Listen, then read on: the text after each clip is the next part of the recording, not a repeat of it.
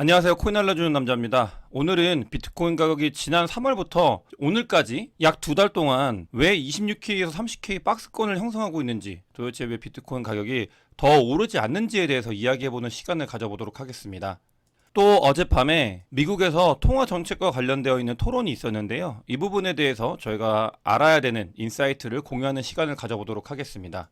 먼저 지난 영상에서 말씀드린 것처럼 미국의 벤 버냉키 전 페드 의장과 파월 현 의장이 만나가지고 통화 정책에 관련되어 있는 토론을 했었는데, 거기서 이제 파월 연준 의장의 발언에 따라가지고 비트코인 가격이 27K로 올라갔다가 다시 26K로 내려오는 큰 변동성을 보이는 모습을 보였습니다. 그러다 보니까 이 정도의 변동성을 보였는데, 어제 파월 연준 의장의 발언을 보면은 의미 있는 것들이 좀 있어가지고 이 부분들을 단순히 그 발언뿐만이 아니고요, 앞으로 어떤 식으로 통화 정책이 이어질지 이야기를 나눠보도록 하겠습니다. 먼저 파월 의장 같은 경우는 금리가 예상만큼 올리지 않아도 된다, 이 이야기를 직접적으로 했습니다. 이 같은 경우는 굉장히 비둘기적인 발언이고, 이 발언이 있고 나서부터 어제 미국에서 이 고용 관련돼 있는 지표가 발표되고 금리 인상 가능성이 굉장히 올라갔다고 말씀드렸잖아요. 근데 파월 연준 의장이 금리를 더 올리지 않아도 된다라고 이야기를 하고 나서 이제 금리가 오르지 않을 거라는 거에 더 많은 배팅을 사람들이 하게 됐고요, 실제로. 그러면서 시장에서는 이제 추가 금리 인상이 굉장히 낮아졌다 가능성이 그렇게 바라보고, 이제 자산 시장의 가격이 올랐다가 그 뒤에 이제 부채 한도 상향 이슈로 다시 자산 시장의 가격이 내려가는 걸 확인할 수 있습니다. 사실 이 발언만 했으면은 금리를 예상만큼 올리지 않아도 된다, 이것뿐만이 아니고요, 이제 피벗, 그러니까 금리를 인하할 수 있는 가능성에 대해서 사람들이 더 많이 생각을 했을 텐데, 파월이 그 부분을 염려를 해가지고 지금 뭐 인플레이션이 디스인플레이션이긴 하지만 아직은 뭐 충분히 잡히지 않았고, 본인들이 바라보는 거는 2%대로 내려오는 걸 바라보고 있다. 그렇기 때문에 이 인플레이션을 잡기 위해서 더 노력을 해야 된다는 발언을 하면서 추가적인 금리 인하에 대해서, 가능성에 대해서 사람들이 조금 지레짐작을 하지 않게끔 장치를 마련을 했습니다. 하지만 이제 금리가 더 이상 올리지 않는다라는 거는 굉장히 시장에 원래 바라보고 있던 뷰였기 때문에 그 부분으로 정리가 됐다는 거, 이 부분이 굉장히 의미가 있고요. 사실 파월 말고도 지금 옐런 재무부 장관이 이야기를 한 게 있는데, 은행 간에 추가 합병이 필요하다라는 이야기를 했어요. 사실 이 부분만 기사들만 놓고 보면은 이게 무슨 의미인가라고 봤을 때, 파월 연준 의장 같은 경우는 금리를 더 이상 올리지 않을 거다, 옐런 같은 경우는 은행을 추가 합병이 필요하다, 이렇게 얘기했는데, 이게 정리를 해보면 어떤 거냐면, 아직 은행 이슈가 완전히 끝나지 않았기 때문에 이 부분, 신용 스트레스적인 부분에 대해서 좀 더 살펴봐야 되고, 그 부분에서 문제가 생기면은 파월 같은 경우는 추가적인 돈을 더 투입을 할 수 있다. 옐런 재무부 장관도 마찬가지고요. 그 이야기입니다. 그러니까 이제 뭔가 은행 신용적인 그 은행의 리스크가 분명히 발생을 할 가능성이 있고, 그렇게 됐을 때는 추가적으로 돈을 풀어야 되기 때문에 지금 그것만 놓고 봐서라도 금리를 올리는 거는 문제가 될 수 있다. 이제 정리를 하면 될 것 같습니다. 다시 한번 정리를 드리면은, 지금 은행 이슈는 완전히 끝나지 않았고요, 이 은행 이슈로 추가적으로 흔들릴 수 있는 자산시장의 가능성이 있기 때문에 그 부분을 예의주시해야 되고, 이런 것들 변수가 있기 때문에라도 지금 파월 연준 의장 같은 경우는 금리 인상을 할 수 없고요, 이제 금리를 계속 유지를 하는데, 그 부분이 만약에 이제 추가 합병이 된다라는 말은 은행 리스크가 더 커지게 되면은 금리를 인하할 가능성도 있다, 이런 식으로 바라봐야 되는 장이라고 저희가 좀 해석을 할 수 있습니다. 그러면서 시장에서는 말씀드린 것처럼 6월 달에 추가 금리 인상을 하지 않을 가능성을 80%대로 더 많이 이제 보게 되었고요. 어제 같은 경우는 여기가 거의 50%까지 올라왔었잖아요. 그 부분이 이제 시장에서 바라보는 뷰가 완전히 달라졌다, 이런 것들을 확인할 수 있습니다.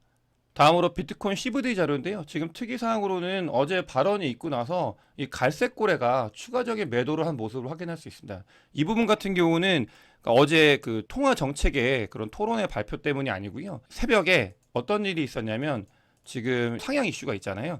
그 부분이, 그러니까 공화당에서 이제 생산적이지 못하다고 해가지고 대화가 중단이 됐습니다. 그래서 민주당에서는 어떤 성명을 발표했냐면, 공화당 너네가 어떤 정책을 만들든 간에 민주당의 협조가 필요하다, 그러니까 적당히 하고 협의를 하자, 이러면서 싸움이 붙었어요.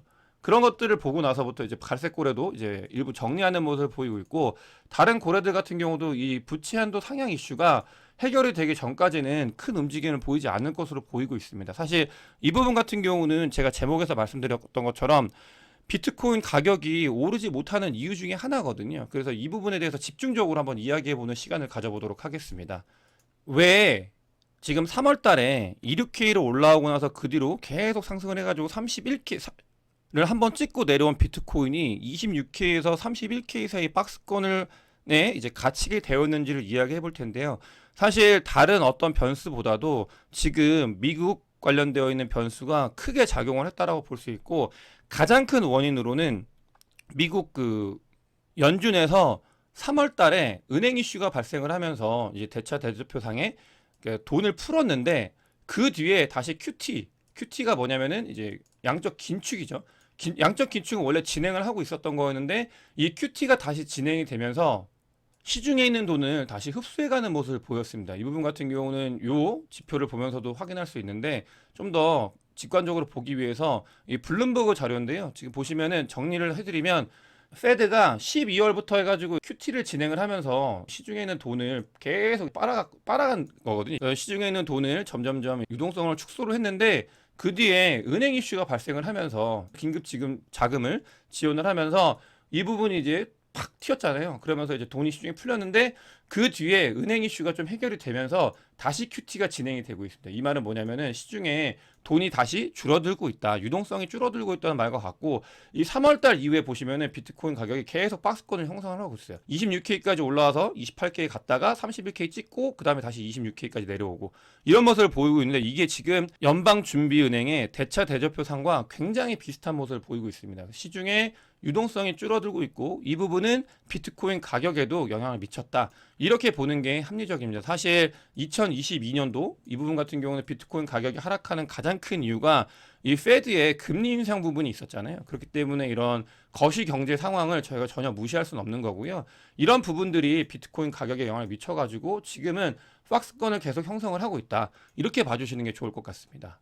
사실 아까 말씀드렸던 부채 한도 상향 이슈가 여기에 영향을 미치는 이유가 뭐냐면, 그러니까 페드든 미국 재무부든 돈을 풀어가지고 뭔가 문제를 해결을 하고 계속 돈을 풀면서 시중에 있는 유동성을 공급하기 위해서라도 이 부채 한도 상향 이슈가 해결이 돼야 돼요. 왜냐하면 돈을 쓰기 위해서는 이 맥스캡이 올라가야 돈을 쓸 수 있기 때문에 그 부분이 해결이 돼야 되는데, 지금은 그 부분이 해결이 되지 않고 있기 때문에 이 TGA 자금으로만 이 시장에 돈을 풀면서 이제 그 부분을 해결해 나가고 있는데, 이게 규모가 뭐 원래 여기서부터 했을 때보다 훨씬 줄어들게 된 거예요. 그렇기 때문에 이 자금이 지금 커버할 수 있는 양이, 유동성이 한계가 있고, 그렇기 때문에 부채 한도 상향 이슈가 비트코인 가격이나 자산 시장을 올리는 거에 굉장히 영향을 많이 이제 끼치고 있습니다. 즉 다시 정리를 하면은, 이제 부채 한도 상향 이슈가 저번에 2011년도 말씀을 드렸잖아요. 이때 같은 경우는 이제 유예가 됐다가 다시 연장 합의가 되면서 그 사이에 자산 시장들이 굉장히 큰 폭의 하락을 했고, 다만 금 같은 경우는 그때 이제 가격이 올랐었는데, 지금 2023년도 같은 경우도 만약에 이게 유예가 됐다가 해결이 되면은 자산 시장 큰 폭의 하락을 할 겁니다. 근데 거기에서 금 같은 경우는 상승을 하지만, 사실 비트코인은 어떻게 될지 알 수가 없어요. 금과 코럴레이션 상관관계가 높긴 하지만 이게 오를지 내릴지에 대해서는 확인할 수가 없다. 다만 이 부분이 한도가 올라가게 되면은 쓸 돈이 많아지기 때문에 이 부분은 비트코인에 어쨌든 간 긍정적인 작용을 할 거다. 그렇기 때문에 저희는 이 부채 한도 상향 이슈가 잘 해결되는 게 굉장히 좋은 부분이다라는 말씀을 드립니다. 마지막 정리를 드리면은 2023년도 3월달 이후에 비트코인 가격이 박스권에 갇혀 있는 이유는, 가장 큰 원인으로는 연준에서 이제 다시 QT, 돈을 시중에서 연준으로 이제 흡수해 가면서 유동성이 줄어들게 됐고, 그게 비트코인 가격에 영향을 미쳐서 박스권을 형성을 하고 있다. 여기서 추가적으로 돈을 풀게 되면 그때 비트코인 가격은 굉장히 큰 폭으로 상승할 가능성이 있다, 이렇게 말씀을 드리고요. 실제로 이거는 예전부터 제 영상을 보셨던 분들이라면 아실 텐데, 제가 16K 그 다음에 20K 초반대 요 부분일 때 이제 손바뀜이 일어나고 있다, 이 부분은 비트코인 가격이 올라감에 있어서 굉장히 중요한 거고 반드시 필요한 거다라고 말씀을 드렸잖아요. 근데 이 30K를 찍고 나서 31K를 찍고 나서 그 뒤에 지금 26K에서 28K 사이에 또다시 손바뀜이 일어나고 있습니다. 거래량이 이 부분에서 몰려가지고 일어나고 있고, 이 손바뀜 같은 경우는 제가 늘 말씀드리지만 16K일 때, 20K 초반일 때, 그 다음에 지금 28K일 때도 마찬가지고, 비트코인 가격이 추가적인 상승을 하기 위해서는 여기서부터 여기까지 올렸던 세력이 손을 바꾸고 털고 나가고 다른 세력이 들어오고, 또 여기서부터 여기까지 올라갈 때도 기존에 올렸던 세력은 이제 털고 다른 세력이 그 이상을 올리고 이런 부분들은 반드시 필요한 거고 여러분들께서 이 과정은 늘 거쳐가는 거다라고 이해를 해주시고 지금은 그 손바뀜 상승의 준비를 하고 있는 기간이다. 이렇게 봐주시면은 앞으로 저희가 이제 뭐 하락이 있건 추가적인 일부 상승이 있던 간에 아 이거는 손바뀜이 계속 일어나서 굉장히 큰 상승의 모멘텀을 얻고자 하는 거다라고 하면서 조금은 편안하게 바라봐 주실 수 있지 않을까 해가지고 가지고 와봤고요. 그래서 지금 28K 근처에서는 손바뀜이 계속해서 일어나고 있다. 또 이 거시경제 상황에서 굉장히 저희가 봐야 되는 특이한 것 중에 하나가 일본이 지금 일본 니케이 지수가 거의 30년 만에 최고치를 찍고 있습니다. 이게 언제냐면은 일본 그 버블 경제 시절 있잖아요. 잃어버린 30년 하면서 이렇게 계속 하락했던 이 버블 경제 시절이 있는데 거의 그때쯤으로 가고 있어요. 지금 그래서 지금 올타임 하이를 그러니까 요거 제외하고 올타임 하이를 찍었는데 이 말은 뭐냐면 지금 일본에 돈이 어마어마하게 몰리고 있다는 이야기가 같거든요. 여러분들 그 2021년도 생각을 해보세요. 뭐 코인 시장이 아니라 주식 시장이나 이런 자산 시장들이 가격이 계속 올라가면서 어떤 일이 있었냐? 돈이 넘쳐났었잖아요. 한국에서도. 그러면서 뭐 오픈런 이야기 나오고 막 이런 것들이 많이 있었는데 지금 일본에 돈이 어마어마하게 몰리고 있다라는 게 이 자산 시장에서 돈이 몰리고 있는 게 이 니케이 지수로 나타나고 있습니다. 저는 늘 말씀드리지만 다음번 불장이 굉장히 중요하게 보고 있는 게 그러니까 일본 저는 관심 있게 보고 있다고 말씀을 드렸고 이거 라이브 때 굉장히 강하게 제가 어필을 했잖아요. 일본에 대해서 제가 굉장히 중요하게 봐야 되고 그런 부분들이 자산 시장에서도 드러나고 있는 거예요. 사실 그 전에 제가 이제 뭐 이렇게 자료 조사하면서 챙기면서 아 이번에는 이 코인 시장에서 일본이 굉장히 중요한 역할을 할 가능성이 생겼구나라고 생각을 해가지고 그 부분을 강조드렸는데 이 자산 시장에 그런 돈들이 서포트가 되고 있습니다. 그런 모습을 보이고 있고 앞으로 일본이 어떤 식으로 움직이는지는 좀 지켜봐야 될 것 같고요. 빅쇼트를 만들었던 작가가 지금 샘 프리드맨크먼의 그 FTX 사태에 대한 스토리를 책으로 거의 다 썼다고 해요. 이게 뭐 책으로 나올지 영어로 나올지 모르겠지만 제가 빅쇼트는 17번 봤다고 말씀드렸잖아요. 너무 재밌어서 그 작가가 지금 이거를 만들었다고 해가지고 굉장히 기대를 하고 있습니다. 그래서 여러분들께도 그냥 공을 드리고자 이제 가지고 와봤고요. 오늘은 왜 비트코인 가격이 3월부터 지금까지 정체하면서 저희를 힘들게 하는지 기간 조정을 거치고 있기 때문에 많은 분들이 심리적으로 굉장히 힘들어 하실 텐데 그 부분에 대해서 말씀을 드렸고요. 이번 주에 있는 라이브 때 제가 이 이야기에 대해서 심리적으로 어떤 마음을 가져야 되는지 더 딥하게 한번 이야기해 보도록 하겠습니다. 오늘 영상이 도움이 되셨으면 구독과 좋아요, 많은 공유 부탁드리겠습니다. 영상 봐주셔서 대단히 감사합니다.